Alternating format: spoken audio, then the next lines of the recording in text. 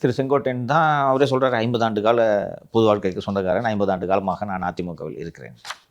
கடந்த 10 ஆண்டு காலமாக செங்கோட்டையனால் அதிமுகவில் இருந்த முக்கியமான ஆட்கள் எல்லாம் அங்கிருந்து வெளியேறினார். வெளியேறி திமுக தானே சொல்லுங்கள். ஆமாம், சிலர் ஒதுங்கிட்டாங்க, சிலர் திமுகவில் போயிட்டு செல்வாக்காக இருக்கிறாங்க.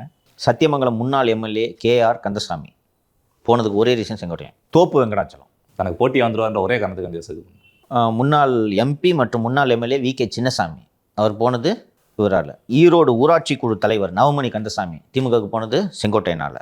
TN பாளையம் ஒன்றிய குழு தலைவராக இருந்த முன்னாள் தலைவர் விஜயலட்சுமி, செங்கோட்டையனோட அண்ணன் பையன் KK செல்வம், TN பாளையத்தோட முன்னாள் ஒன்றிய கழக செயலாளர் OS மனோகரன் திமுகவுக்கு போகிறார் செங்கோட்டையனால். முன்னாள் கோபி ஒன்றிய கழக செயலாளர் மனோகரன் இவர். இதே போல் நகர கழக செயலாளர் நிர்வாகிகள் இவங்க எல்லாம் ADMK இருந்தவங்க திமுகவுக்கு போனதுக்கான காளியப்பன், செல்வம், இவங்க எல்லாத்துக்கும் விட ரொம்ப முக்கியமாக சிந்து ரவிச்சந்திரன். செங்கோட்டையன் சம்பாதிச்ச பணத்தெல்லாம் சிந்து ரவிச்சந்திரன் தான் கொடுத்து வச்சிருந்தாரு, தூக்கிட்டு திமுக போயிட்டு இருந்தது. செங்கோட்டையனோட பிஏவாக இருந்தவர். KV சின்னசாமி அக்ரிகல்ச்சர் கோஆபரேட்டிவ் பேங்கோட முன்னாள் தலைவராக இருந்தார் அதிமுக, அவர் வெளியில் போனதுக்கு காரணம் செங்கோட்டையன். சத்தியமங்கலம் ஒன்றிய கழக செயலாளர் வரதராஜன் வெளியில் போனதுக்கு காரணம், திமுகவுக்கு போனதுக்கு காரணம் செங்கோட்டையன். இதுதான் செங்கோட்டையனோட ஆர்கனைசிங் கெப்பாசிட்டி.